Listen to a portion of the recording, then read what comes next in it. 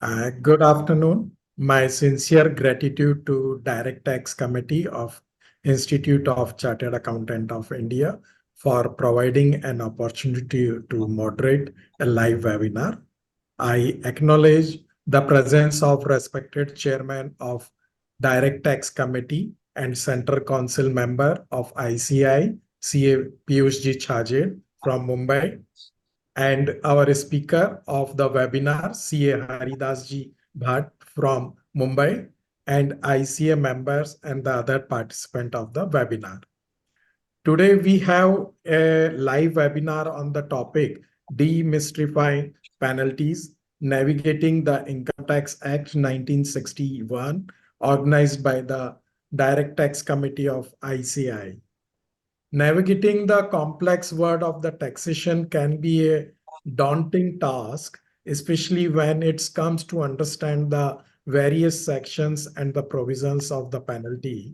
Income tax is a necessary payment that has been made by people every year to government based on their income. There are several reasons why the individuals and the companies may be penalized. Some of the common reasons are the income tax penalties are the failure to file income tax return on time, under-reporting of the income, non-disclosure of the foreign assets, failures to pay tax on time, claiming the false deductions, and the non-maintenance of the proper.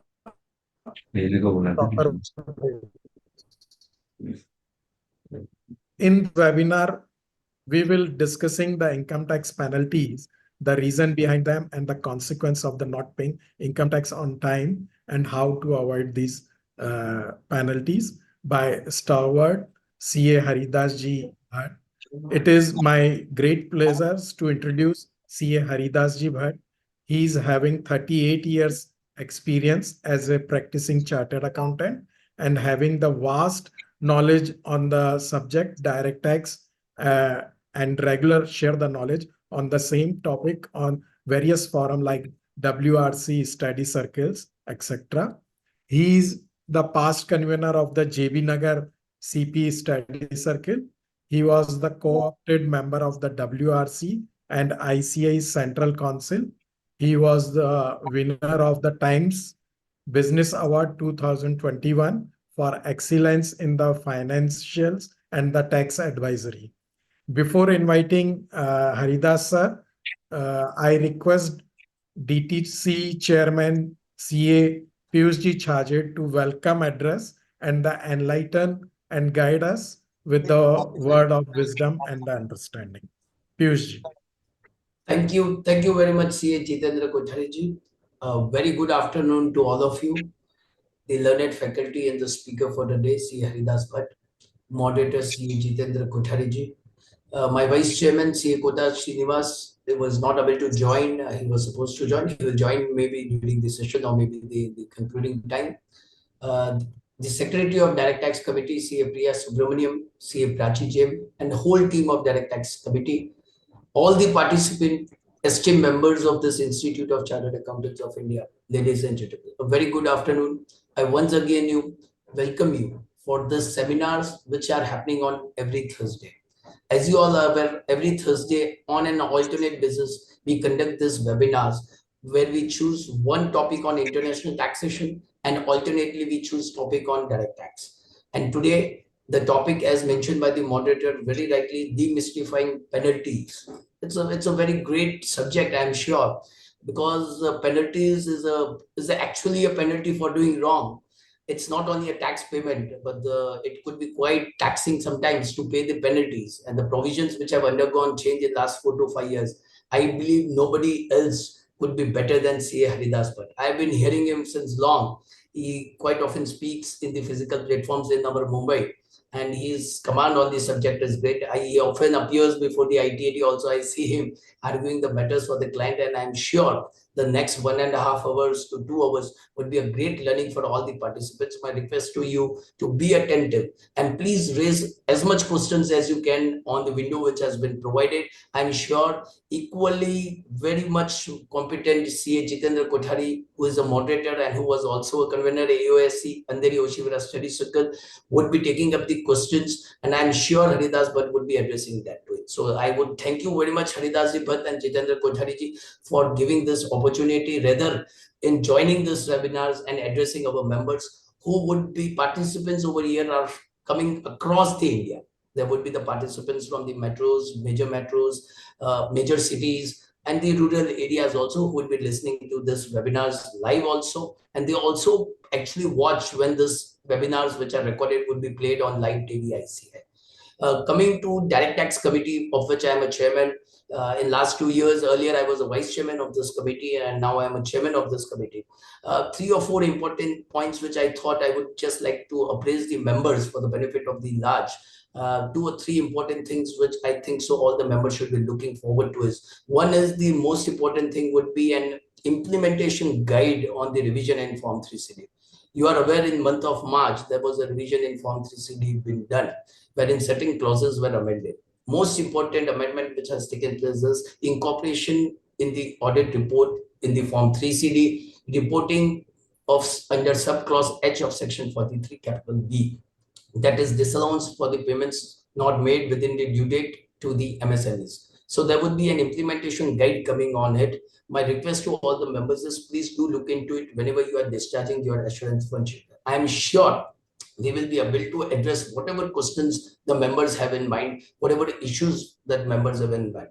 Please keep it in the mind. The implementation guide is issued by ICI, and it would be for the help of the members who are actually performing audit and assurance functions. It is from the perspective of what auditor has to do. It is not from a perspective what would be an impact of the computation, what the assessing officer will do, what could be the litigations that would be coming. It is more important from an auditor's perspective, because auditors have to discharge their obligations whenever they are giving a reasonable assurance by signing Form 3CA, 3CB, or maybe 3CB. So please do keep it in mind. Of course, implementation guide, because we already have a guidance note on tax audit, which is in nature of a mandatory. Whenever you are performing your tax audit, please do look into it. The pedestal at which our guidance note issued by ICI is placed is very high.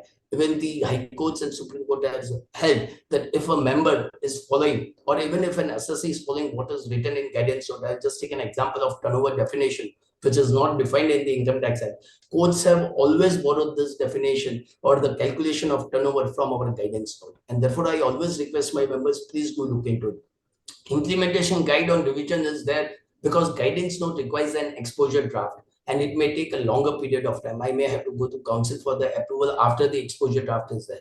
And meanwhile, a budget is expected somewhere in July. So there may be further changes which will come up. So what we have decided is that's why we are coming with an implementation guide, which is though recommendatory in nature, but the members should follow it when they are discharging their audit functions. After the budget comes, if there are major changes, we may consider, a committee of direct tax may consider of revision the guidance note of tax audit itself. We are not sure today, but when the time comes, I'll update the members through this webinar, whatever the committee decides. On the other aspect, as you were aware that since last 2 years, there is a lot of changes which have happened in audit of charitable institutions also. 10B and 10BB revision was done. It was done last year. I'm sure one audit cycle is already over. We had come with an implementation guide last year. And last year itself, we had decided, because there was a short period of time, as I mentioned earlier, we could not come with a guidance note, which would have been a mandatory in nature. We are converting that implementation guide into a guidance note. I'm sure all the participants would have now received emails, received messages by now that exposure draft for that guidance note is already in the public domain. And a lot of responses have started coming. My request to the members, whatever issues, because you may come from a different facets of profession, you may come from the different parts of India where I have a different problems in relation to charitable trust, which may not be known to all the group members. And therefore the exposure draft is. My humble request to all of you would be that if you have any suggestions, any recommendations which you feel should be incorporated in this guidance note, please do write to it. I think so 28th April is the last date. That is the 20th May, sorry. 20th May is the last date where that is 30 days period will end for the exposure draft. So whatever recommendations will come will be compiled will be put before the expert group, will be put before the direct tax committee, and ultimately this will go to the council for the approval. So a thread-based discussion will happen on whatever suggestions you will be giving. So please do send to us. On another note, last week of the April, that is 24th April, we presented a pre-budget memorandum to the CBDT chairman and the representatives from the tax policy department.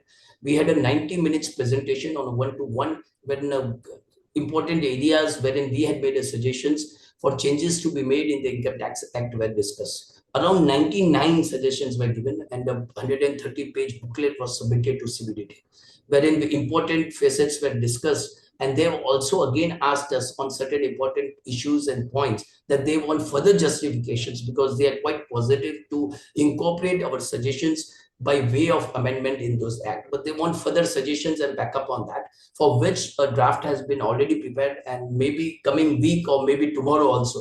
Tomorrow is Friday, so maybe coming week will submit an additional documentation on this pre-budget memorandum wherever the CBDT has asked for the further justification for making an amendment.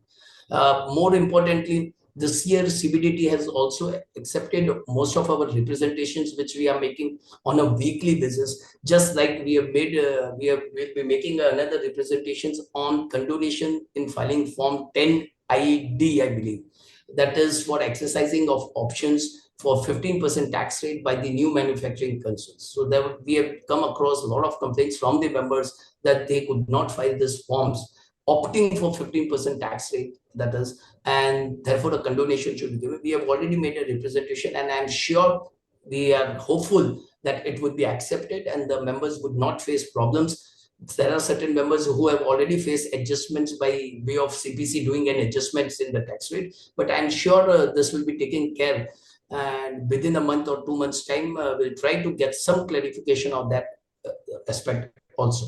So these are 3 or 4 important areas which I thought as a chairman of direct tax committee I will brief for the benefit of the members. My request to you is please keep watch on whatever programs direct tax committee is doing it on this weekly basis. We have a beautiful, great learned speakers coming in from across the India. Like today we have a speaker from Mumbai, moderator from Mumbai. We'll have a speakers from Bangalore, Delhi, all the experts of having an expert knowledge on a particular domain. And I think so you would be very much, you should be in fact grateful to the speakers who are giving their, sparing their time. So thank you very much once again. Thank you very much to the Haridas Bhattji and Jitendra Kothari once again for joining us. Over to you, Jitendra. Yeah, thank you, sir. Thank you for your enlightened words. Now I request our esteemed speaker of the webinar to start the webinar. We will have the question and answer session at the end of the webinar. I request all the participants to post their question in the chat box. Over to sir. Yeah. Good evening, everybody. First of all, thanks to our DTC chairman Piyush Chajat for giving me opportunity to address to the chartered accountant across the country. It's the first experience for me. And thank you, Jitendra Kothari, for good words. Actually, I've selected a subject which is quite vast. So what we'll do is we'll try to cover all the penalties and list it out, then discuss about it, some case laws, etc. Then at the end, we'll have the question answer. Let me share the.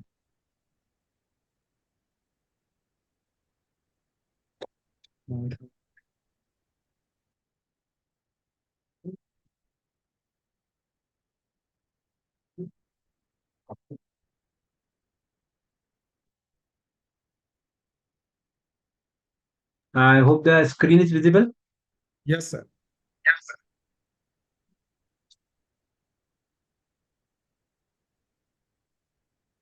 It's visible. Yeah.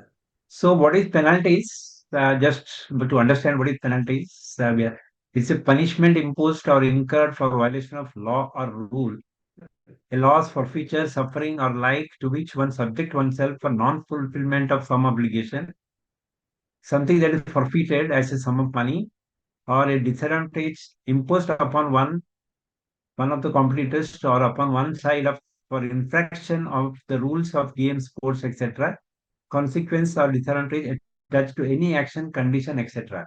Now we are into the first one, that is punishment imposed incurred for the violation of law or rule that is specifically to income tax. So, in what is 1.5 hours time, which is allotted to me, I'll try to first I'll list out the penalties. Then we'll discuss about who has got the power to reduce and waive the penalty, etc. Then we'll discuss about the immunity from penalty, how it can be done.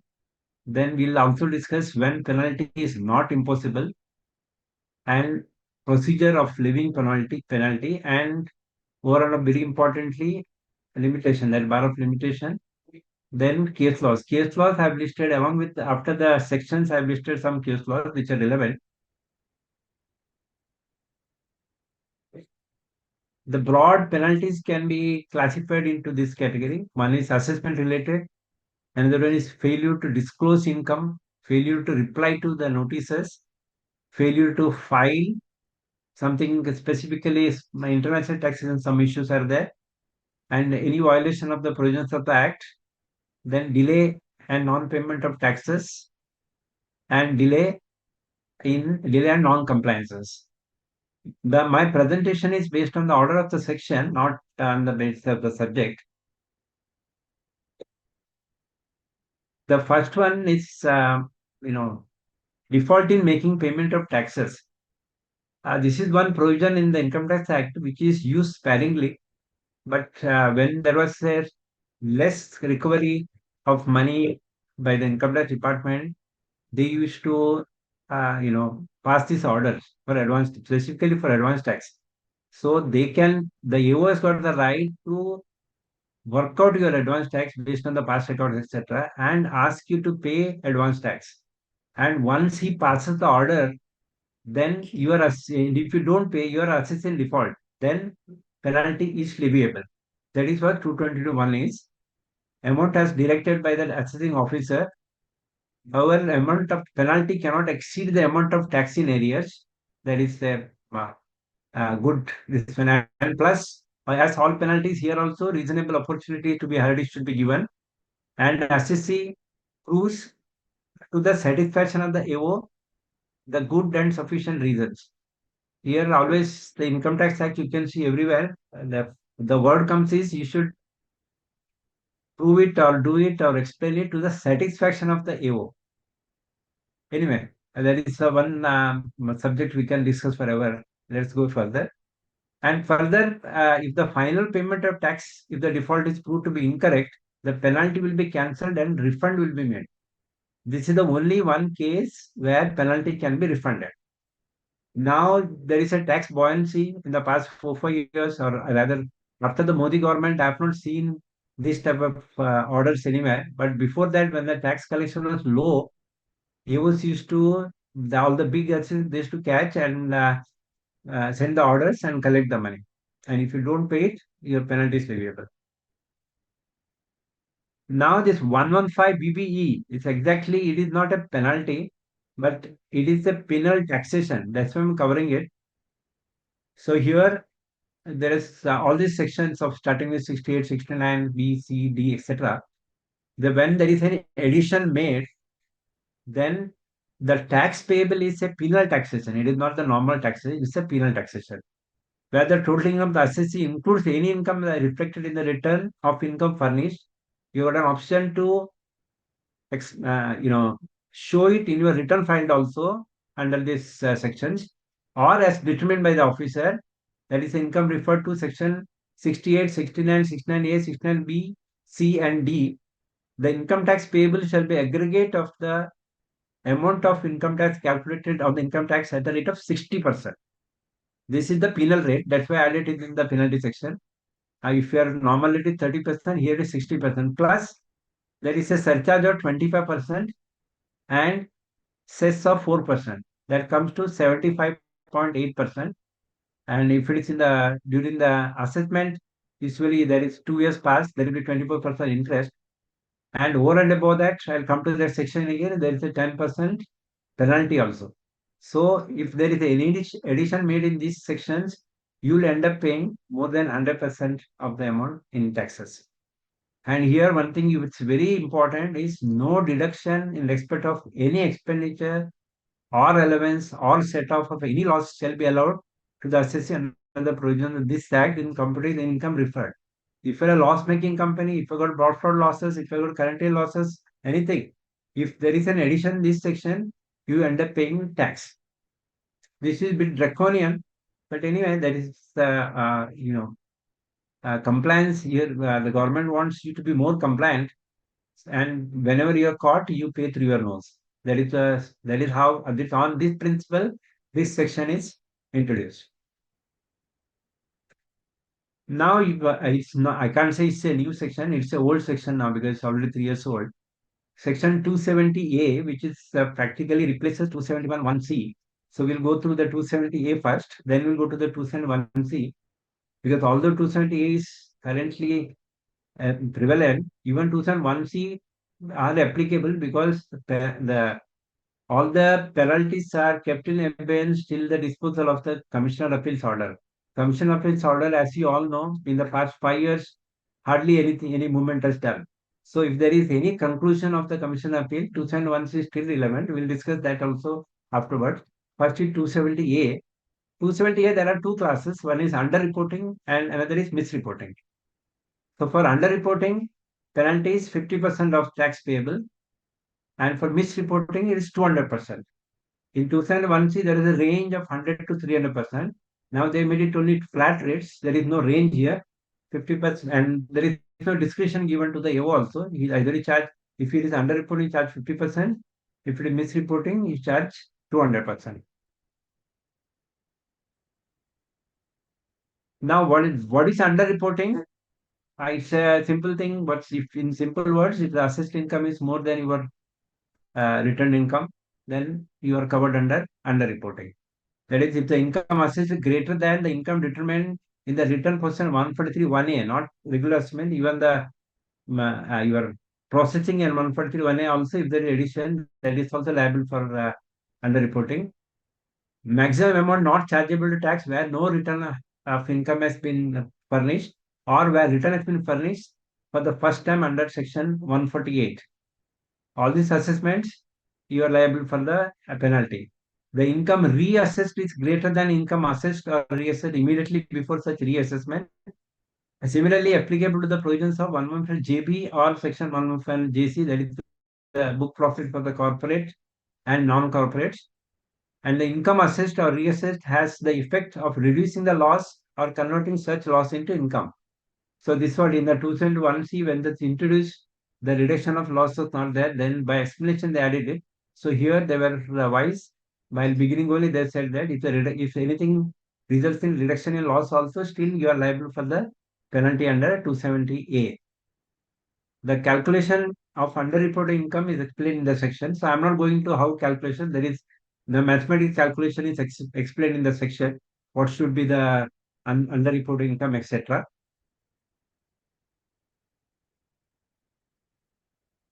Now there is a fine line of difference between underreporting and misreporting. That misreporting, first of all, your rate of penalty is 4 times at 50% or 200%. Secondly, the immunity which available for the underreporting is not available for the misreporting. So now what is misreporting? The definition says misrepresentation or suppression of facts, failure to record investment in the books of accounts, claim of expenditure not substantiated by any evidence, recording of any false entry in the books of accounts, failure to record any receipt in books of account having a bearing on the total income, and failure to report an international transaction or any transaction deemed to be an international transaction or any specified domestic transaction to which provisions of Chapter 10 apply. So if you go see the definition, there is hardly anything which is not fitting in the misreporting. But now there's some glaring example, like if some expenditure is is made, etc., then it squarely fits in the underreporting. But other things, it is definitely it's for left to the AO to decide whether it is underreporting or misreporting.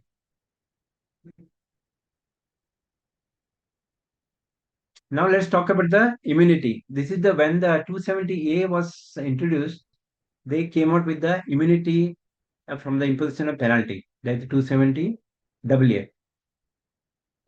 So here the conditions were there are some conditions which are not that stringent, which is easy to follow. SSC pays tax along with the interest as per DN. If there is a demand notice is nil, then there is nothing to be paid. And no appeal against the order has been filed. You should not file the appeal against the order. An application has to be filed within 1 month from the end of the month in which quantum order has been received. The time limitation is there. And when you file that application form, that is summarily the application form gives, I mean, through the application form, give a declaration that you are not going to pursue the appeal because you already paid the taxes. Afterwards, only you can file the form. And although the time is not elapsed, you have to give a declaration that you are not pursuing the appeal also. That is the form. It's a simple form, form number 68. Then provided that no order rejecting the application shall be passed unless the assessor has given opportunity of being heard. See, actually, this immunity is by default. The my past experience over the past 2 3 years says that nobody calls you for the explanation. Usually, it is done by the AO, not by the NFAC. But they don't ask you to be personally present. But it's like default, just like how by the payment of 20% your stay is by default. Similar way, once you file the form, your penalty dropping is by default. But still, in case he has got some other views want to discuss, then he has to give you a notice and opportunity of being heard, and afterwards he can pass an order rejecting your application. Otherwise, by default, he has to accept the application. And whatever is the order he made by the AO will be final. Technically, what it says is you can't appeal the order of against the 270AA. But there are some case laws where 270AA is challenged and which is allowed in the favor also. So although a section says that appeals are accepted. Now, very important, this immunity is applicable for underreporting only and not for misreporting. So if for all any additions, if you come just by paying the tax, you can't get the immunity. It should be the AO should say that notice should be notice should mention that it is underreporting. If the notice mentions that it is a misreporting, you are given a 270 notice for misreporting, then you are not eligible for this immunity.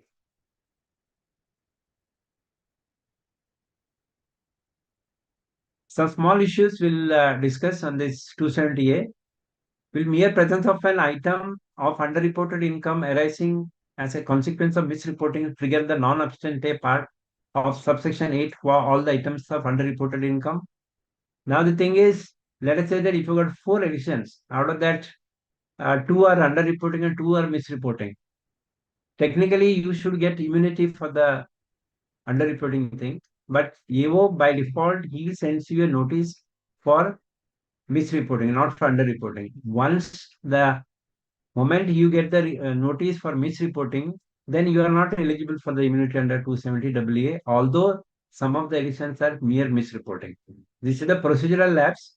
Maybe later on we may get some solution for that. As on today, they are sending one notice for the penalty 270A. They don't send 2 separate notices for misreporting underreporting.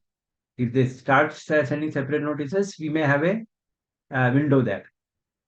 Another one is it mandatory for the authority issuing the notice to levy a penalty under 270A to specify the subclause of subsection 9 which is sought to be invoked, or would it be sufficient if the order initiating penalty notice issued under section 270 merely states that a penalty is proposed to be levied for underreporting of income in consequence of misreporting thereof? So there is, you all know that penalty notices are standardized notices. There is a pre-printed, they sell it, and now it's computer also it is standardized.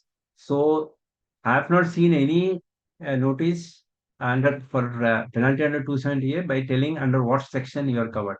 They just write under reporting or misreporting. You are, and some cases both they write under report because of the misreporting they're under reporting. When the word misreporting comes, then you are out of that. Can the assessing officer reject the application for grant of immunity on the ground that penalty has been initiated in the circumstances mentioned in 9 when the notice issued under Section 274 merely state that proceedings have been initiated for underreporting. This once again is a very technical issue, and if the notice says only underreporting, then he can't go back and say that you are covered under subsection N, which results to misreporting, provided there is enough time. But once the time elapses, then he can't go back and start a fresh penalty against that. So once he receives mention that it's underreporting, then you are covered under immunity.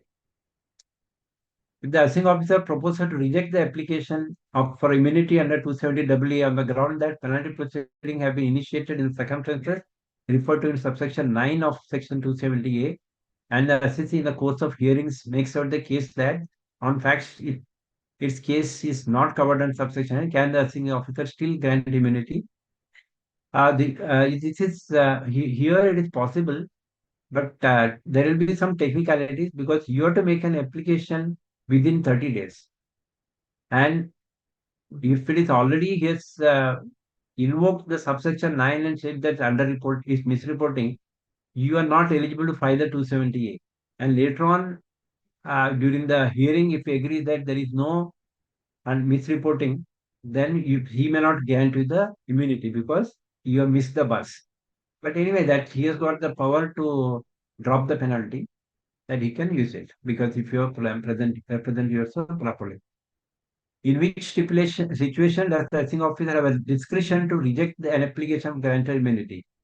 Non-satisfying condition mentioned in subsection 1 would be a case covered under subsection 3. What is the role of subsection 4 of 270 AA? So actually, he can, whatever discretion he want to use that, he has to use it after giving the opportunity. During the opportunity, if you present properly, possibility of rejection is not there. And till now, I have not come across any case when this application for immunity is rejected. If anybody has come across, we can during the question answer, we can discuss that.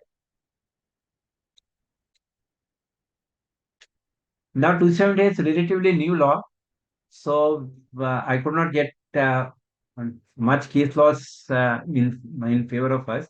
Now this is this one case of High Court of Delhi, Nirman Overseas versus Faces Assessment Center. It's only in cases where proceedings for levy of penalty have been initiated on account of alleged misreporting of income that an assessee is prohibited from applying and availing the benefit of immunity from penalty and prosecution under section 270 AA. Since the assessee has paid the tax on the additions and not filed appeal on the imputed penalty order, the imputed penalty order under section 270A has been initiated on account of underreporting of income. Assessee has satisfied the conditions for availing the benefit of immunity under 270 AA, and therefore levy of imputed penalty under section 270A is set aside. It clarifies the same thing. If he has already said the misreporting, he cannot levy penalty if you pay the tax and you claim the immunity. Then this is one Mumbai tribunal, which is on the similar grounds. When the quantum addition in case of assessee was made under 43 CA, that is the deeming fiction, the deeming section, and the same is not sustainable in the view of earlier decision of a tribunal. Therefore, same could not provide foundation for underreported income for the purpose of imposition of penalty under section 270A.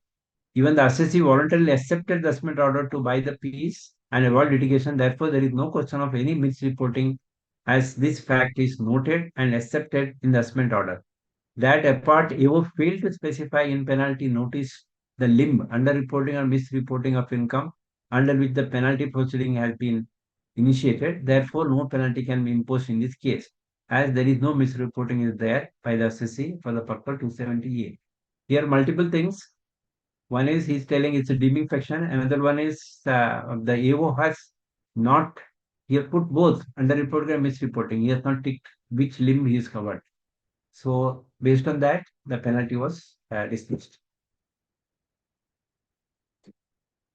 Now we'll go to the award section. This is a much battered, much litigated.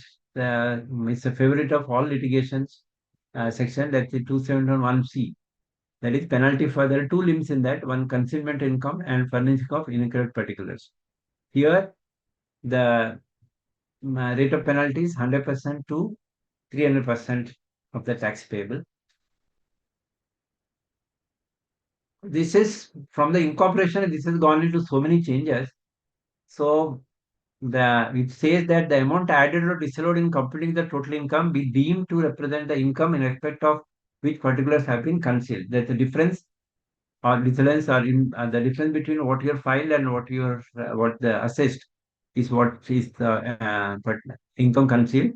Where in respect of any facts, materials to the computation of total income of any person, this act, such person fails to offer an explanation or offers an explanation which is found by the assessing officer to be false, or such person offers an explanation which he is not able to substantiate and fails to prove that such explanation is bona fide and that all the facts relating to the same and material to the computation of the totaling have been disclosed by him.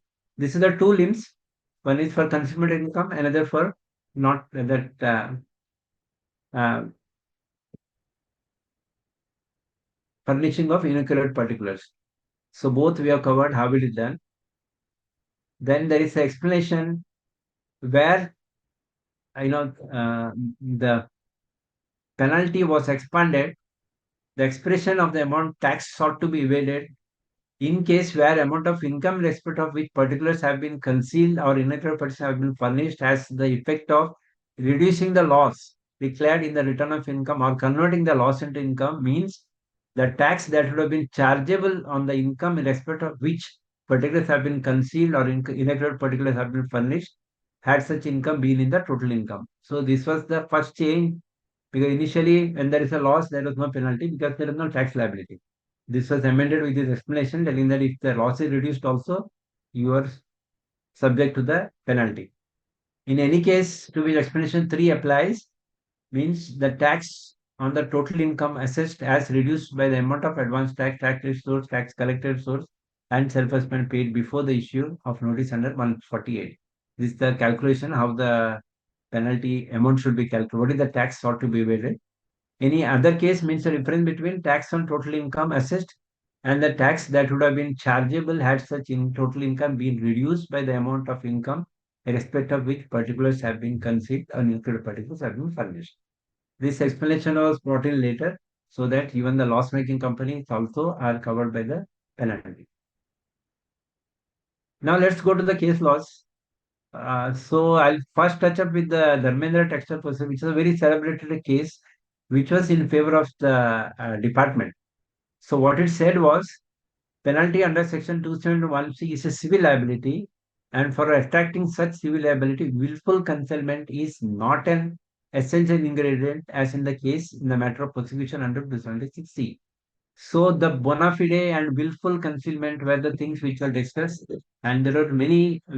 All the penalties were, cancelled because the department could not satisfy that it's a willful concealment, and the SSC could convince that there is no willful concealment. Based on that, all the penalties were dropped.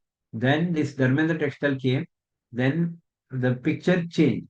Then that bona fide issue or willful concealment is now matter of history after this Dharmendra textile process.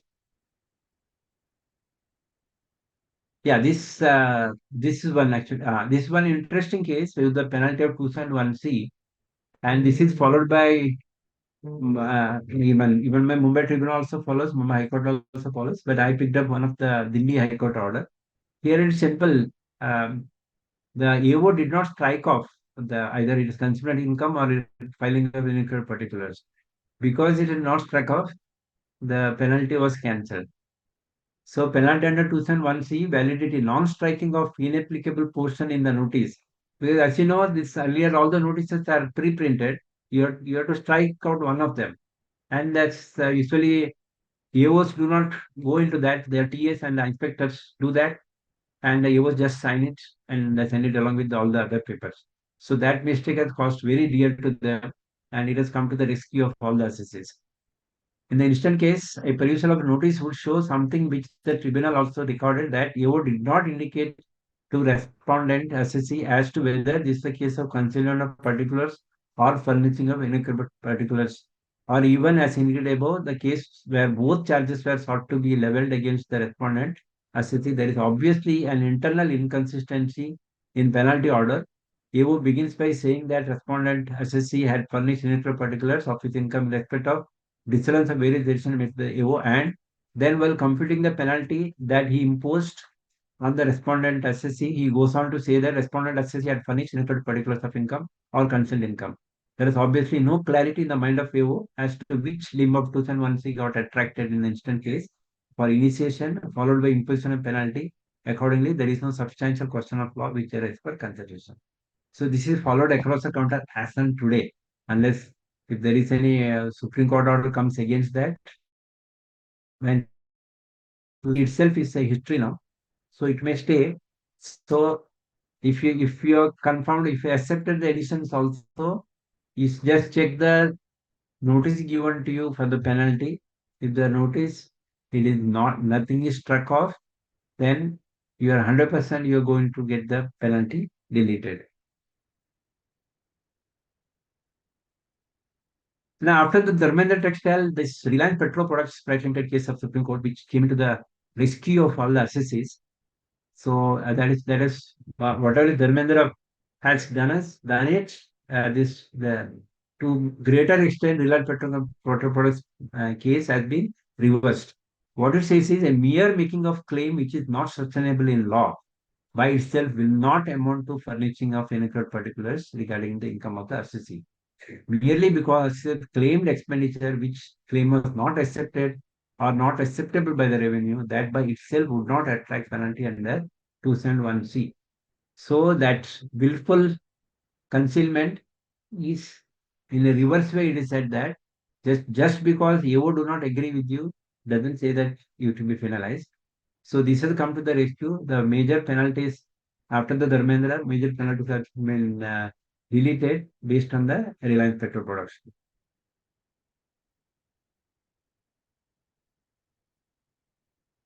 This was before the Dharmendra, but by High Court judgment is much celebrated. That's why I kept it. Concealment refers to a deliberate act on part of assessee if explanation given by the assessee with regard to a mistake committed by him has been treated to be bona fide and it has been found as a fact that he has acted on the basis of wrong legal advice. Question of his failure to discharge his burden in terms of explanation appended under section 1C would not arise. So it says that if you got a bona fide belief and you worked on somebody's some legal advice and it is just a mistake, it's not a concealment, then penalty is not leviable.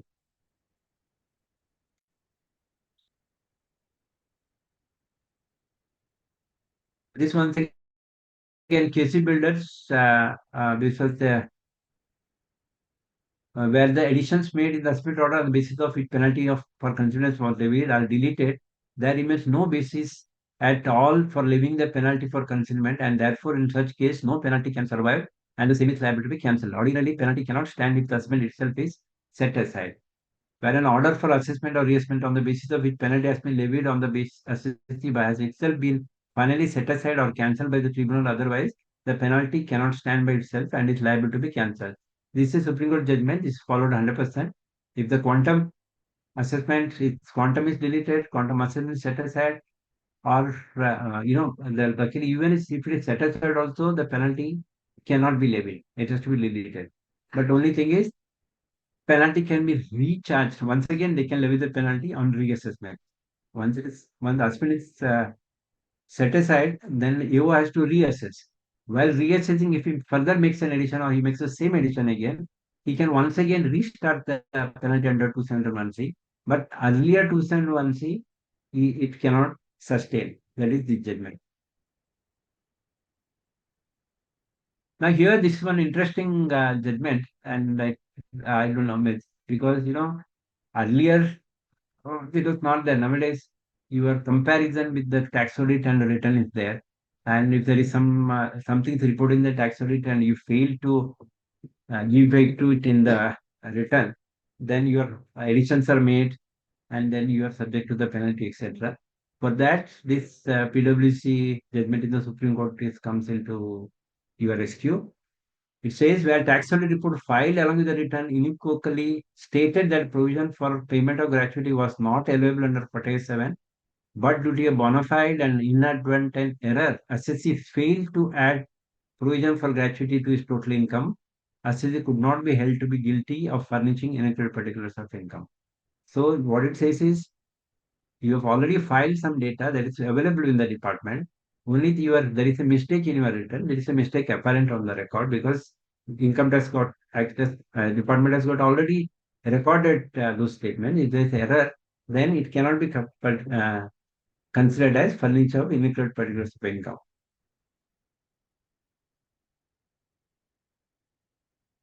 Yeah, this is one more Supreme Court judgment. When the tax was calculated on a JB, penalty under 272 could not be imposed on additional decisions made in the assessment under normal procedure. So if the tax is on JB, then you penalize on the JB, not on the regular.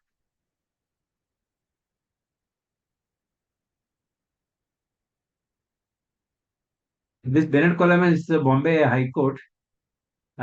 This is I found it a bit interesting. That's why I put it here. Tribunal having deleted the labor penalty and 270 in view of the finding of the fact that assessee has wrongly claimed exemption of interest on a Government of India capital index bonds by issuing them as tax-free bonds by inadvertent mistake, and that there was no desire on the part of the assessee to hide or conceal its income, and the revenue having not contended that finding of fact with the perverse, no substantial question of law arises. Here, this is I put it because it's a mistake while filing the return, which was apparent from the record and which was allowed. The penalty was not levied based on that.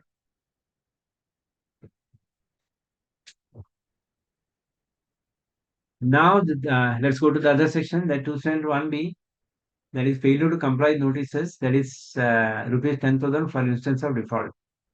Now, this has gained importance in this faceless era, because earlier, if there is no attendance, also you used to go and if at all finally when you attend, give a letter to him explaining why you could not attend, and he used to forget it and forgo because there was no track of the notices, how many notices given, how many notices have not attended, etc.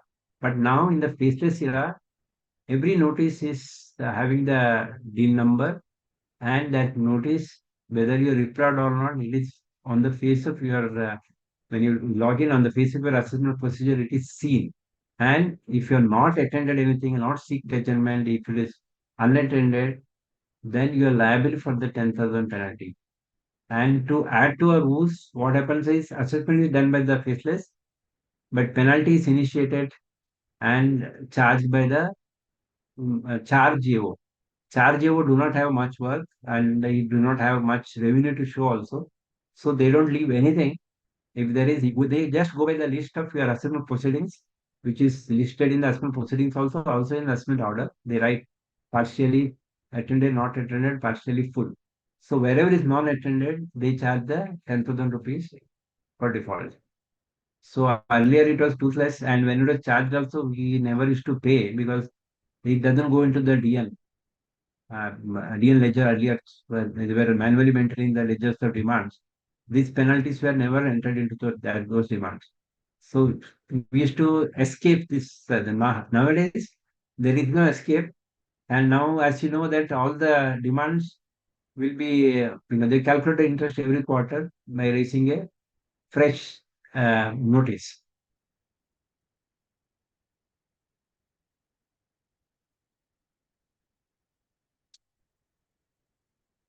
Now, this is 271A, that is failure to keep, maintain, or retain books of accounts and documents as required under section 44AA.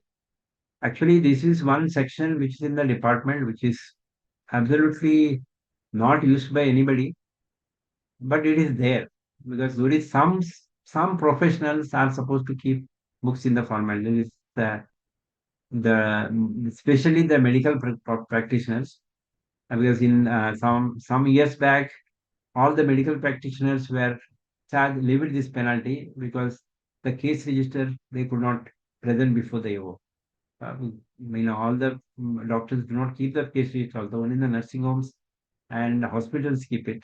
Doctors do not. And as per the 44AA, that is required. And if you don't present, you charge the penalty. And similar for other professions also, there are books of and there is very small requirements, but moment if it is not there, and as a tax auditor, you may say that it is properly maintained. But if during the assessment, if you're not able to produce any of those books, then this penalty is leviable. That is comparatively hefty. It is 25,000.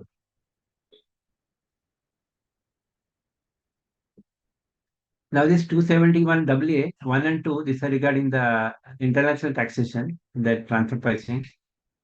Penalty in respect of international transaction, specified domestic transaction with regard to failure to keep and maintain any such information and documents as required by section 92 D1 and D2. There is a rule to that. The rule has got some HIJK level of requirements. So you are supposed to keep that in case while preparing the transfer audit and transfer pricing audit, if you don't prepare the books, if there is a transfer pricing assessment before that, you see that these records are updated.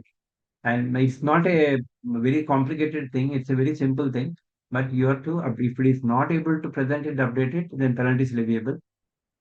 So failure to report such transaction which is required to be done, and maintaining or furnishing incorrect information or document, both. If you don't report anything and if you fail to keep the information in the proper format, then the penalty is 2% of the value of each insurance transaction or specified domestic transaction entered in.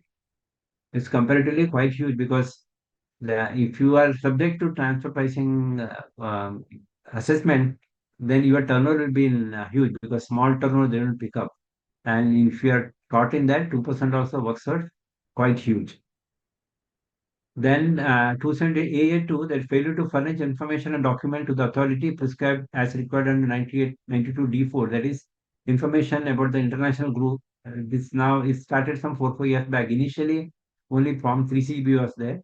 Now you have to find this information about the international group also, whether Indian group having international companies or international group and Indian companies, both has to file the returns.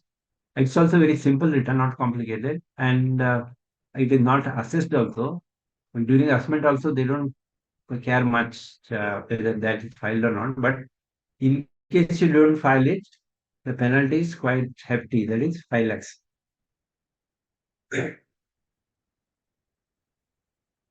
For 92D2, or there is Rule 10D, which requires how the books are to be, the recorder should maintain. There is once again, there is Delhi case law, VCAT versus Convergence Customer Management Group Incorporated, ITAT Delhi. EO having failed to specify document information which in its view were required to be maintained under 92D1, D2, read with the rules 2D, Rule 10D, but were not kept and maintained by the RCC, CHFS rightly deals with the penalty under section 270 and AA. What it says is, if the AO has put a general comment that the records are not maintained, then penalty cannot sustain. AO has to be very specific what is not maintained properly.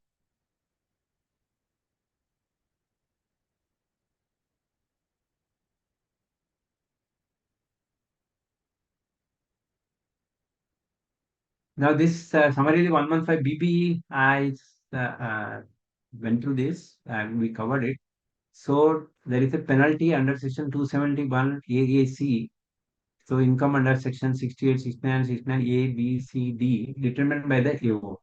So when it is determined by the AO, it is at the rate of 10% of tax payable under section 115 BBE. It is not 10% of the income, it is 10% of the tax payable under BBA. That means it is a 10% of 75.8%.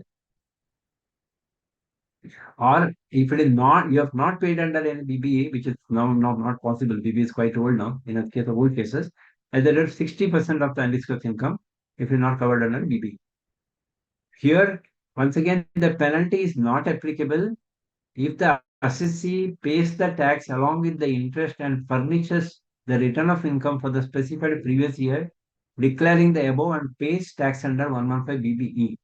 So if you are diligent and if you pay the tax under BBE, that is 75% you paid along with the return of income, then you are spared of this 10%.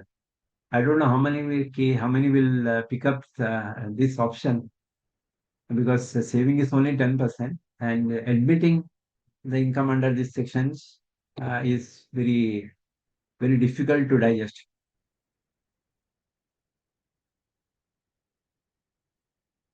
This is very interesting because as a professionals, it touches up us also.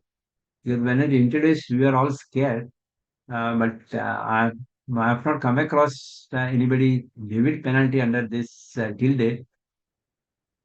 See, what it says is the false entry and omission of entry to evade tax liability. Penalty will be 100% of those entries.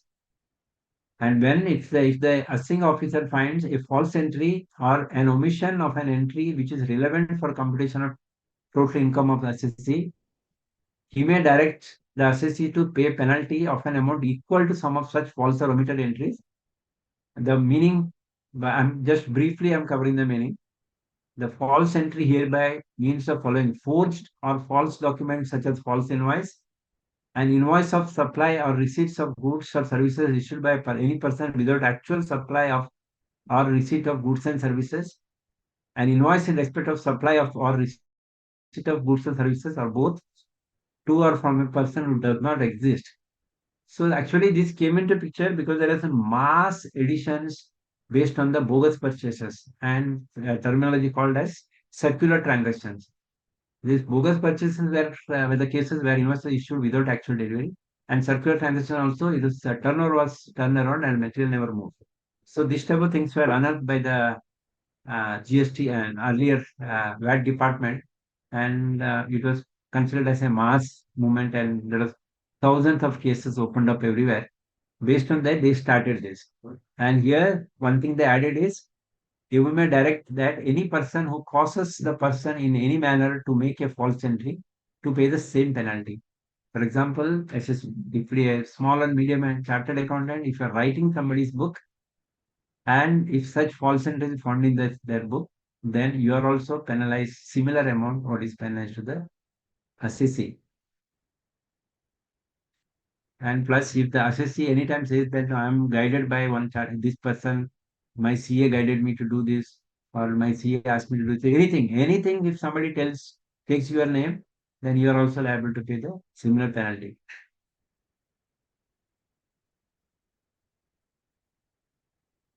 And now this audit, that is 201B, it's but it's earlier it was 1 lakh, now it become 1,50,000. That's only change. 0.5% of the turnover reduced to 0.5%, and increased to 1,50,000. Whichever is less means there is a cap of 1,50,000 for the not getting the books audited. And generally, there is 50% chance that AOs find out that your books are not audited. 50% chance that they do not find out. And I have completed some assessments also where the books were tax audit was filed late, but during the assessment also AO could not find out that it was filed late. So it's not that dangerous provision, and plus amount is not that big. To send a BA, failure to furnish report for an account from an accountant to be furnished by person entering into interest transaction or specified domestic transaction. That is the transfer pricing audit. If you're not giving the report, then it is 1 lakh. So here it is 1 lakh. There for not recording the books is 2%. Then for not giving the international things, it is 5 lakhs. So this for the internal taxation, 3 penalties.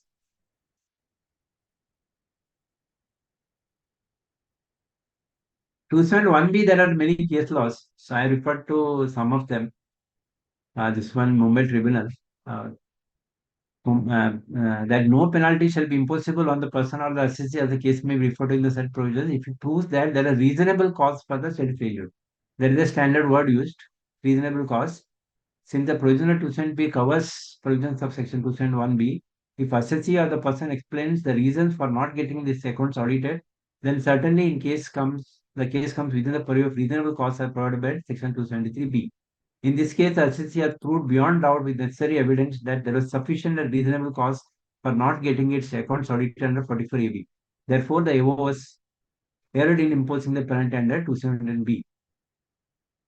So here the thing is, what as AO usually do not take any chance. If there is, he finds out there is a delay in the tax report or not filing, he levies the penalty.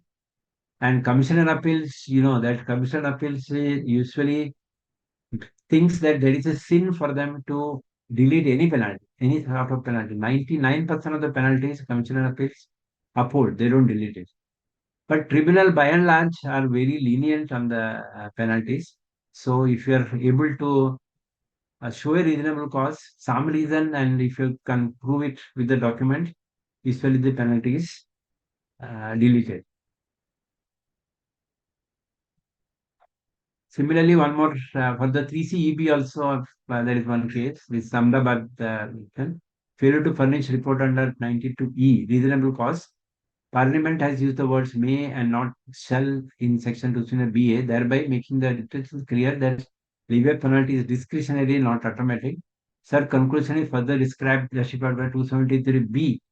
Thus, the Parliament has unambiguously made it clear that no penalty shall be imposed if the SSC proves that there is a reasonable cause for the said failure. Word specified domestic transaction by Institute 92E. The details I need not go, but word is here the thing is that penalty cannot be imposed if there is a reasonable cause. One case I picked up for 270 for the tax audit, one for the international taxation, tax transfer pricing audit. Now TDS and TCS, first is 271C, failure to deduct tax at source. The penalty is 100% of the amount of tax not paid or failed to deduct. If you don't deduct, penalty is 100%. And similarly, if failure to collect the tax at source, it's also 100%. This is the penalty other than the interest. Remember that interest you have to pay and late fees you have to pay, and this penalty also you are liable to pay. Then there are so many provisions restricting the cash transactions. First one is 271D, that is accepting the loan or deposit or specified sum in contravention 269 SS.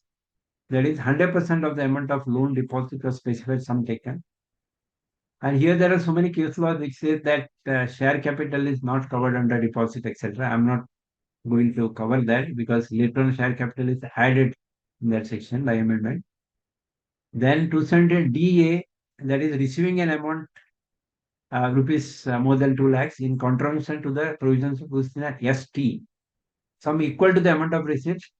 And of course, here also it says no levy if he proves that there are good and sufficient reasons.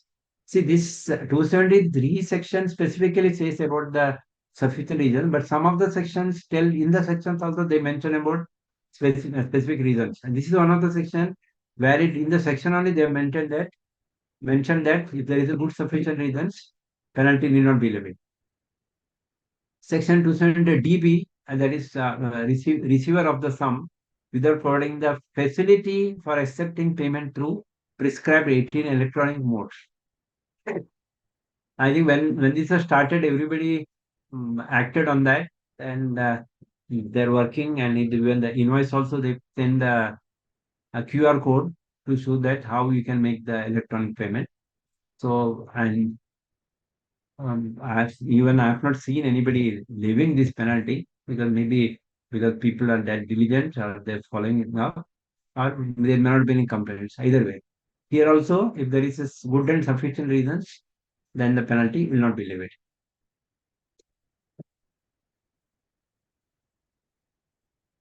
For tax amendment 1D, the Switzerland SSNT, so there are so many case laws which gives you some freedom from freedom from the penalty levy.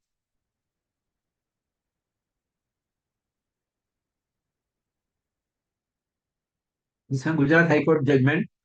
Penalty was not automatic under section 271D or mere violation of provision of section 270 SS, and there was no evidence on record to show that infraction of provision was with the knowledge or in defiance of provisions, as there was reasonable cause, hence no penalties leviable. I picked up from words from the judgment. So end of the day, it is reasonable cause, but here they have added some more words telling that he has not done with the knowledge or defiance of the provisions.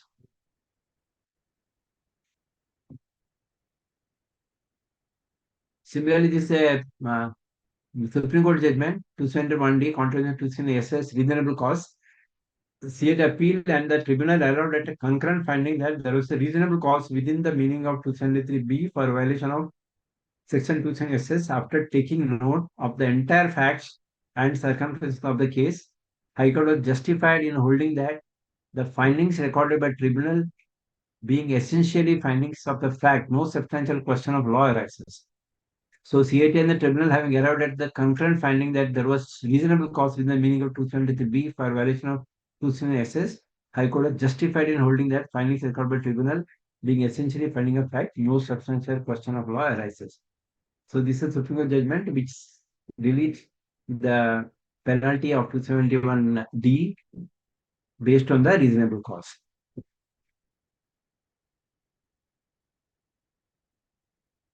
Now there is 271E, that is failure to comply with the provisions of 269P, that is SS and T go hand in hand regarding the repayment of loan, deposit, principal advances. It's also sum equal to loan, deposit or advance repaid.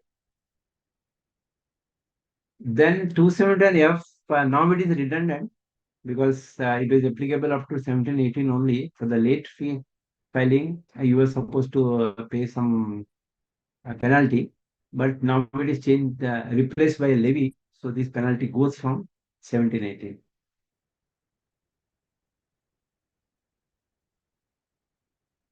This 270SS, we have covered some cases. This is a Bombay High Court case where 269T is covered.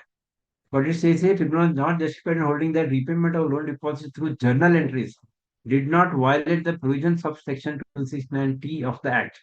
However, in the absence of any finding recorded in the assessment order or in the penalty order to the effect that the repayment of loan deposit was not bona fide transaction and was made with the view to evade tax, we hold that the cost shown by the assessee was a reasonable cause, and therefore, in view of Section 273B of the Act, no penalty under Section 270E to be imposed for contravening provisions of 269T of the Act. See, there is a lot of confusion whether journal entry is our violation of 269SS or T or not. So, by going by the word verbatim, it is not through bank or anything what is listed. So verbatim is covered by 269SST, but this Bombay High Court judgment comes in your favor, which says that if journal entries cannot be considered as contravention of 269T.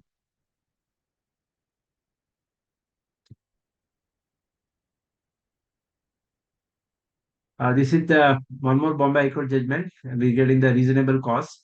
A test of reasonable cause cannot, in the present case, be determined on the basis of the number of entries. If there is a reasonable cause for making the journal entries, then the number of entries made will not make any difference. Besides, on the facts, the tribunal was satisfied with the reasons given by the assessee for reasonable cause, and this finding is not shown to be perverse. Finally, the issue of there being a reasonable cause or not is an issue of fact. No inference of law or issue interpretation is to be made.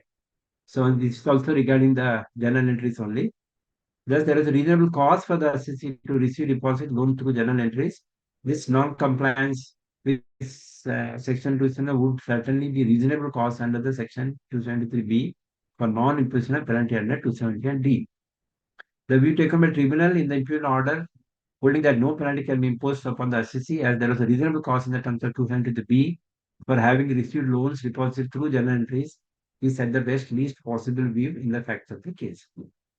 So these are the two case laws which I referred regarding the journal entries. Now this is regarding 271E. It's a Supreme Court judgment. The tribunal as well as High Court held that when the original assessment order itself was set aside, that satisfaction recorded therein for the purpose of initiation of penalty proceeding under Section would also will not survive. Impunity penalty was accordingly set aside. Insofar as fresh assessment order is concerned, there is no satisfaction recorded regarding penalty proceedings under Section 270E. Though in that order, the assessing officer wanted penalty proceeding to be initiated to 270C. Thus, insofar as penalty under Section E is concerned, it was without any satisfaction. Therefore, no penalty could be levied. If you go through this order, you can see that this is the assessee has banked upon the on the error of the AO than the legal situation. In the original order, he has initiated 217E, but the original order was set aside. The Supreme Court said, holding by the earlier judgments also, when the original order itself is set aside, penalty do not sustain. But at the same time, during the reassessment, that is not initiated. So here, assessee goes scot free with the 217E penalty.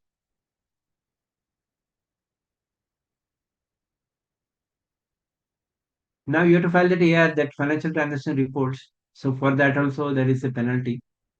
And there are, senior officers are entrusted with the job of seeing the compliance of financial transaction reports.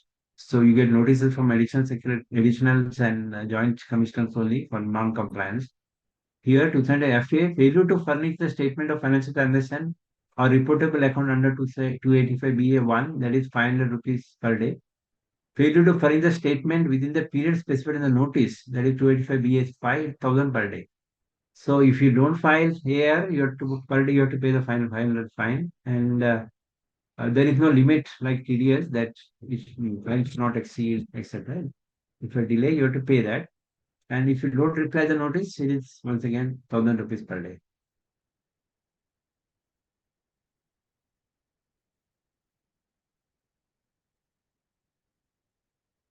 In the same going ahead with that annual information reports, to send an FWA furnishing inaccurate statement of financial transactions or reportable account, that is rupees 50,000 per instance.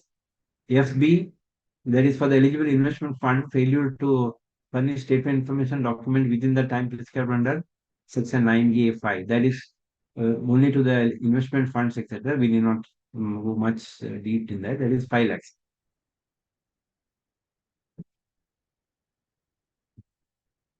Then there are some more provisions of penalty for transfer pricing. One is section 271G, failure to furnish information under section 92D3 in relation to the inter transaction or specified domestic transaction. We covered it once already. That is 2% of the value of the inter transaction or specified domestic transaction. Then regarding the information under section 285A, that is GA, failure by the Indian concerned to furnish any information or document under section 285A. Then section 285A says where any interest share in the entity registered outside India obtain its value from assets located in India, and where such foreign company holds assets in the Indian concern, such an Indian concern shall, for the purpose of determination of the income accruing and arising in India, furnish a document within the prescribed time. Then if you don't file it, there is a penalty under 270 GA, that is 2% of the value of transaction in respect of which such failure has taken place, if such transaction had the effect of directly or indirectly transferring the right of management control in relation to the Indian concern. In any other case, it is 5 lakhs that's limited to. This is all related to the who are practicing the internal taxation only have got these issues. Who are not practicing internal taxation, you can ignore this. Similarly, there is a country by country report you have to submit. That is, if you don't submit, it is the penalties under 271 GB. That is failure to furnish the report, submitting the inaccurate report by or submitting an inaccurate report by the reporting entity, which is required to furnish country by country report as required under section 286. Failure to produce a document within 30 days or notice under 286, or furnishing inaccurate information in the report which is to be furnished under 286(2). So for the delay, it is less than 1 month, 5,000 for every day of default. More than 1 month, it is 15,000 for every day of default. Continued default even after the service of notice under section A, B above, penalty would be 50,000 for every day of default and 5,000 for every default starting from the period for furnishing the document expires. And for inaccurate particulars, it is 5 lakhs. So anyway, return transaction, the stake is high, figures are higher, and the penalty is also higher. And you are supposed to be diligent.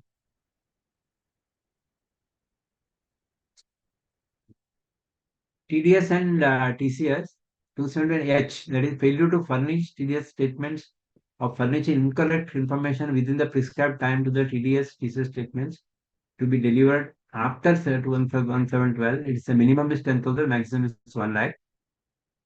Section 279I, failure in furnish information related to the payment made to a non-resident, which is not a foreign company or is of any sum, even though not chargeable under the provision of this tax, 1 lakh.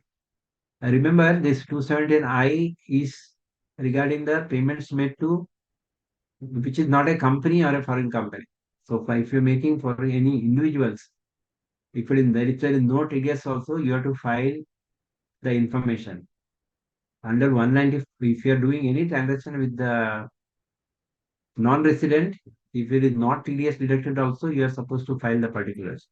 And there is hardly any transaction which is not covered under TDS. If you don't file, and the penalties will be 1 lakh.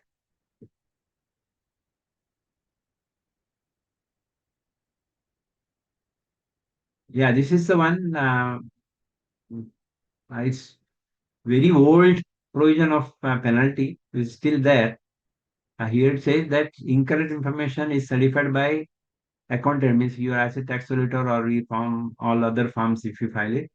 If you file incorrect, or a merchant banker who gives a valuation report, etc., or the registered valuer who gives the valuation. Means third party giving the issuing the certificate if there is any incorrect information, that for per report it is 10,000 is the penalty, which is very low. The amount of penalties levied by the NAFRA for this type of errors are, what is the figures. So income tax is still in the primitive ages, charging only 10,000 for such mistakes.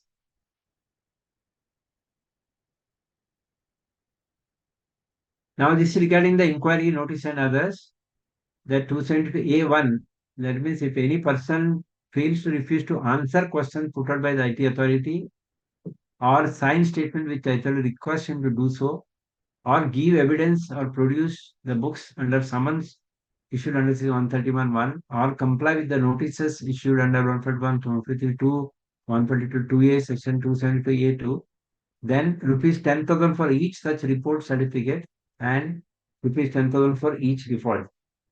So if you get a notice from income tax department, whether as an assessee or as a third party, if you don't respond to them, and if you don't respond to the someone don't respond notice, then you have to pay 10,000 per default. It's also very reasonable sum. Especially what happens is 133(6) notices are sent en masse by the department people during the assessment, and many of them do not reply. Rather, only some of them reply if the assessee follows up. So, but I have not seen somebody levying the penalty for such people. But there is a provision to levy penalty 10,000. So at least they use it for as a threatening tool that will levy the penalty. Similarly, failure to furnish the statement regarding ownership, beneficiary interest in the securities in order to determine whether tax is borne on the same as required under Section 94(6), or furnish the notice of discontinuance within 15 days under Section 136(3), or furnish the information, TDS return, TCS return, and submission of statements by the producers of cinematographic films under Section 133, 206, 206C, 285B, or to allow inspection copies of the register under the Section 134, or to furnish return of income under Section 139, 4A or 4C. These are all balance compliances which you are supposed to do, and that is the per day the penalty is 100 rupees for every day default. In sections related to TDS and TCS, amount of penalty shall not exceed the amount of tax deductible or collectible. In all other cases, that such an higher limit is not there. It is, if, for example, a cinematic person, new film producer, he doesn't know what is the forms to be filed, and he comes to know after 2 years, then he has to pay the fine for so much period. There is no excuse on that.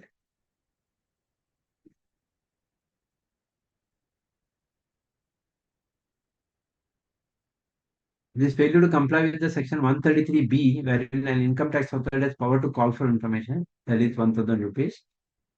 272B, failure to comply with Section 139 with regard to the permanent account number. PAN is to be quoted in the documents as by the board under 139(5)(c). PAN is to be furnished to the person deducting tax by the person receiving the income PAN is to be furnished to the person responsible for collecting tax by the buyer, licensee, or lessee. If in any of the circumstances the PAN furnished is false or the person believes to be false, then he shall be liable to a penalty of rupees 10,000. It is there in the act, but very difficult to implement, because for that, if, for example, you are an assessee, somebody doesn't give you a PAN, you have to lodge a complaint. Based on the complaint, the department should act and fine them. For 10,000 rupees, I don't expect the department people to go after some person. So this penalty is only in the books. It doesn't come in the real life. BFA, I just mentioned it, that BFA now is redundant because it is for the block assessment. If there is some old block assessment pending, this one didn't implement. There is still some block assessments cases are pending. So where this penalty is there is 100 and 300%.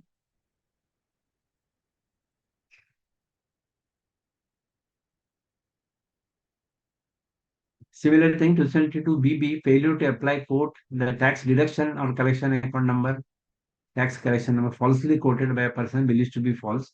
This also doesn't work now because nowadays nobody issues the TDS or TCS certificate because it's downloaded from the system and given. So chance of anybody misquoting or mentioning the wrong PAN is not there. But this penalty is still there. This is in earlier days the certificate used to be typed. If there is an error in the mentioning of the TCS or TDS number, then you are liable for a fine of 10,000.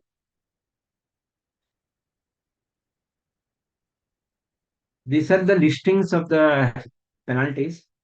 Now let's come to some other issues like how power to reduce or waive penalty, etc. in certain cases.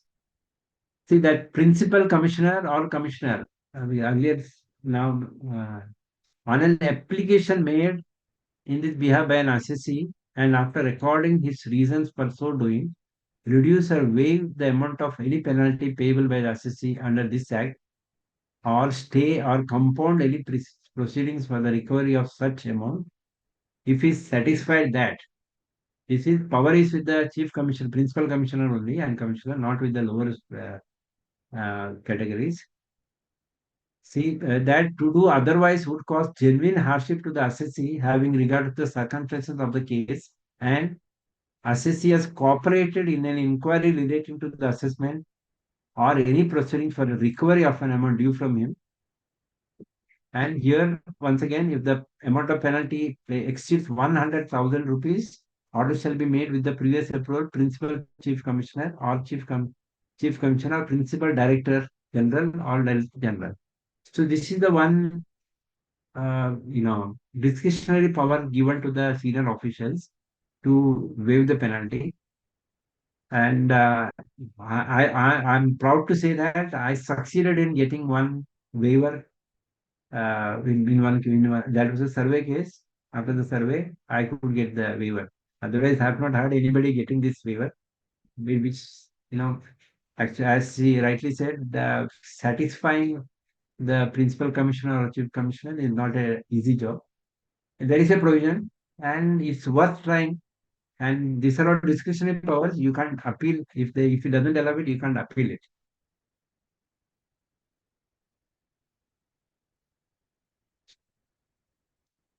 Similarly, principal commissioner has got the power to grant immunity from penalty. That is 273AA.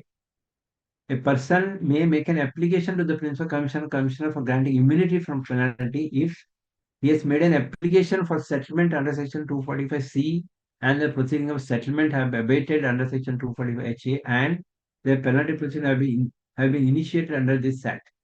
The principal commissioner or commissioner may, subject to such conditions as he may think fit, to impose, grant to the person immunity from imposition of any penalty under this act if he is satisfied that the person has, after the abatement, cooperated with the income tax authority in the proceeding before him and has made a full and true disclosure of and which has been derived. The immunity granted to a person under section 3 shall stand withdrawn if such person fails to comply with any condition subject to which the immunity was granted, and thereupon the Provisions Act shall apply as if such immunity has not been granted. This is once again history because Settlement Commission is now disbanded. It is not there. We have got alternate suggestion. So this was applicable only to the when you go to the Settlement Commission, you could get the immunity from the penalty. They are part of the settlement anyway. Now this is very important. Although this section is very small, this is very important because all the penalties can be challenged and it can be appealed. And appeal fees is also, in case of penalty, appeal fees is only 250 rupees for the commissioner appeal.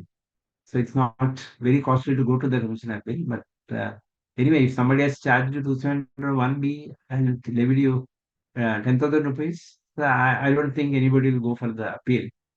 But the thing is, it says that no penalty shall be imposable to the person or an assessee, as the case may be, for any failure referred into in the said provision, if he proves that there is a reasonable cause for the said failure. I picked up certain cases in each section where the reasonable cause was explained. So reasonable cause can be, medical or any traveling or anything. Means, when you go to the appellate levels, you should have some documented evidence to prove the reasonable cause. Just telling some stories do not sell. Your story should have some substance and supporting documents. Then you got all the chances of getting the waiver. And as I told you earlier, commissioner appeal getting a relief is very, very remote because commissioner appeals and now it is faceless. Earlier they used to be always scared because if they relieve the penalty, that they were scared of any inquiry against them because why the penalty was just, reduced or removed. But in the reasonable cause is fantastic ground for you in the tribunal. In the ITAT, there is more than 50% chance of getting the waiver of any penalty if you can prove the reasonable cause to some extent. So all these penalties can be deleted if you can prove that if you got a reasonable cause.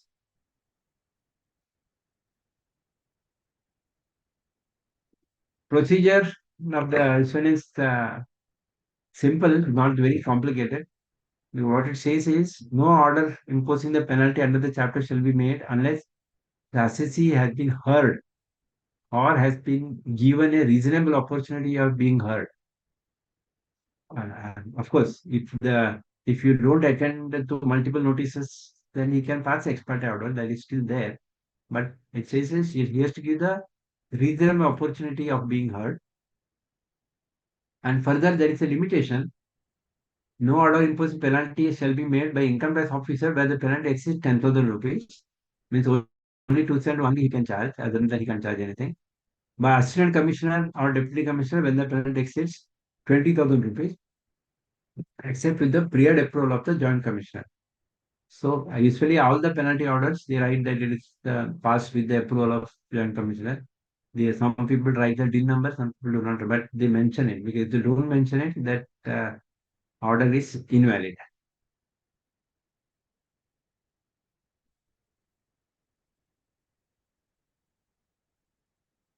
Now, this is the last limb of the penalties. So limitation.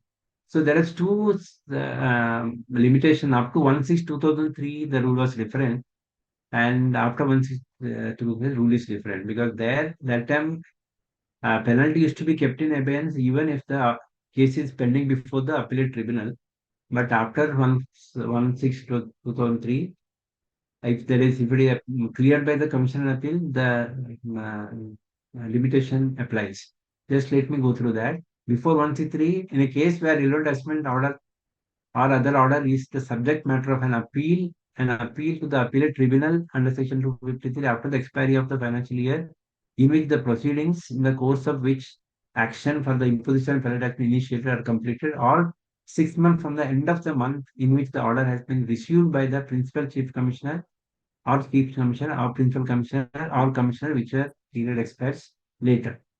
Now later on, after 163, it is that in case where the relevant assessment order or other order is a subject matter of appeal before the commissioner appeals passes the order on or after date of 1st June 2003 disposing such appeal, an order imposing penalty shall be passed after the expiry of the financial year in which the proceedings in course of which action of prohibition is initiated are completed, or within 1 year from the end of the financial year in which the order is received by the principal chief commissioner or principal commissioner, which is later. Here, how it works is the commissioner appeal procedurally he doesn't send the order to the AO. He sends the order to the chief commissioner's or principal chief commissioner's office. Then afterwards it is distributed. So here date of receipt is considered as when received by the commissioner office. Now, for example, if your order is dated first week of March and you received in a March, because now it is online, you will receive within a day. But the copy is sent to the commissioner in a bulk, in a monthly report it is sent. So reaches the commissioner, principal commissioner office by April. Then your due date will be full year after that, in the end of the financial year in which there is one more year. So this is very important when you work out, because usually sometimes the AOs miss the due date because they don't keep the track of it. There is a good chance of people missing it, and but still they pass the order. So then you have to see whether you are falling within that limitation or not. And this type of legal grounds are taken up by the Commission of Appeals also. And if the Commission of Appeals ignores it, in the tribunal, you will definitely get a relief if there is any delay. This is regarding the regular order. Then for the revision, that is 260 or 264, in that case, where the relevant assessment order or other order is a subject matter of revision under section 20264 after the expiry of 6 months on the end of the month in which such order of revision is passed. And in other cases, in any other case, after the expiry of financial year in which proceedings in the course of which action or the imposition of penalty has been initiated or completed, or 6 months from the end of the month in which action for imposition of penalty is initiated, which expires later. So if you don't prefer an appeal, and if the penalty comes within 6 months. If you prefer an appeal, then it goes beyond the whenever the appeal is heard. Then there is separate limitation for the reassessment or giving the appeal effect order. Then once again, it is 6 months from the end of the month in which order giving that after giving the such revision or reassessment order is passed. Of course, it has to be done after giving the opportunity. After the penalties, let me go to there are some sections where levy of fees. Fees are akin to penalty. Only difference is fees cannot be challenged. It cannot be there cannot be appeal filed against the fees. That is 234E. That is failure to prepare statement in respect of TDS within the time period prescribed as per section 203 or 206C3. Penalty of 200 per day, maximum 250 day directed. And 234F, that is for the delay in filing the returns. Default in furnishing of return under section 131 within the time prescribed. Rupees 5,000 if the return is furnished before 31st December of the assessment year. Rupees 10,000 in any other case. If the income does not exceed rupees 5 lakhs, then the penalty shall not exceed 1,000.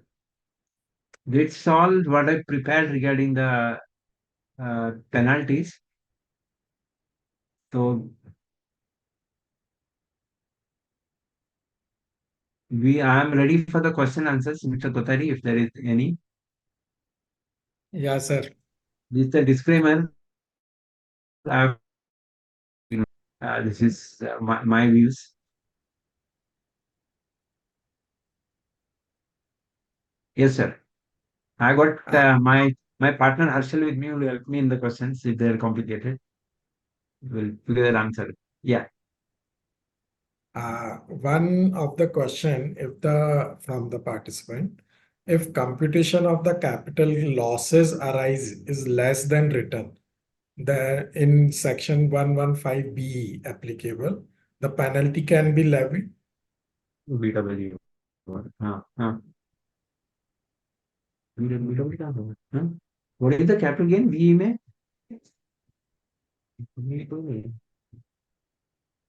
Yeah, Kodari, you have to please repeat it. If the computation of the capital losses assessed is less than the return. Okay. If a Yeah, person, no, then if there is no segregation between capital loss or revenue loss. If the loss is reduced, penalty is leviable. penalty is levied. Yeah. There is no segregation with the capital or the stuff. Okay. And another question is that if the tax liability same as return and the assessed and no tax payable as per order, can the immunity be claimed? No tax change due to the reduction of the capital loss. See, here the question is in the case of 270AA, you have to clear the DN. If the DN is 0, then you can straight away file the Form 68 and take the immunity under 270AA. Demand note should be 0. Demand, whatever is the demand note, you should clear it. If there is, you excess payment of tax, whatever is refund adjustment, if there is no demand, then you can straight away file the Form 68 and get the immunity. Another question that the section 147 notice was received and the return of the income was filed for the 1617 in October 22 for a residential association. Penalty under section 271C and the 271B is initiated. How to get out the same? First, This see, the thing is, technical. no. This first of all, you complete the assessment, then think about the penalty. So here, if the AO has issued a notice to you for the penalty, he will levy that. Then question arises is if the penalty is 10,000, the professional fees to fight the appeal is more than 10,000. No chartered accountant will file an appeal for such a cheap rate. So that time, yeah, assessor has to take a call whether to fight it or not. So it all depends. It's a cost benefit analysis that person has to do whether to fight it or not. And as I told you, there is a 90% chance that you won't get any positive result in the commissioner appeals. So if somebody wants to go to tribunal, you know what is the cost. So small penalties, it's always better to pay and forget it rather Yeah. than fight it. Yeah. One question from the participant that these days the penalty notice in department is not mentioning if it is a misreporting or the underreporting. They are only mentioning the section 270A. Yeah, that I've already covered, and I covered the tribunal judgment also.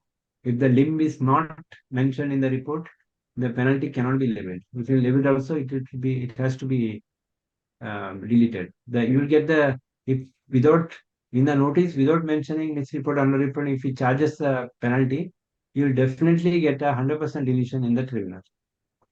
Yeah. Before the CAT appeal, I can't say anything, but tribunal definitely, because now big problem with the CAT appeal. What has happened is earlier, in case of Bombay, if there is in case of Mumbai, where CAT appeal, if I appear before him, if I give him the Mumbai ITAT Act, he used to say it's covered and used to allow. But now it is not that. It is a national level. So they don't accept any of the tribunal judgments. High court judgments, some people accept, but tribunal judgment, nobody accepts. So it becomes a difficult situation.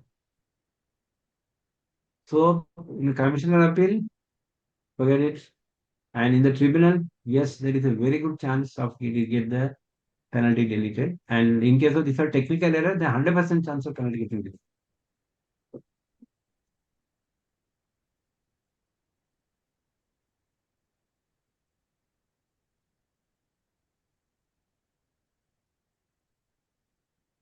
Is the section 271 AAC1 and 270A are the mutually exclusive? What is it? 271 1A? 271 AAC bracket 1. WC bracket 1, that is the 68, 68, 69. And 270A? No. See, 270A, no. The thing is, if what is 270A gives a very specific exclusion, if we already covered under 115 BBE, but that is not once again covered under 270A.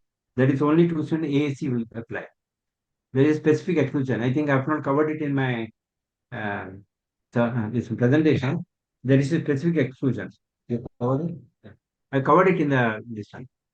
Specifically excluded it is.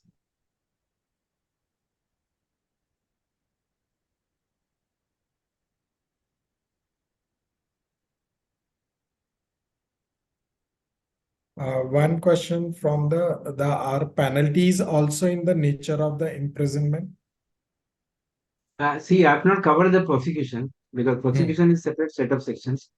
So if you want, anyway, because it's penalty is only subject covered, that's why I left the prosecution. Prosecution is independent of penalties Yeah, it's because a separate. prosecution comes after the penalty. Usually, if your penalty is already deleted, chance of prosecution is not there. At the penalty, if it is confirmed, then there is a question of prosecution.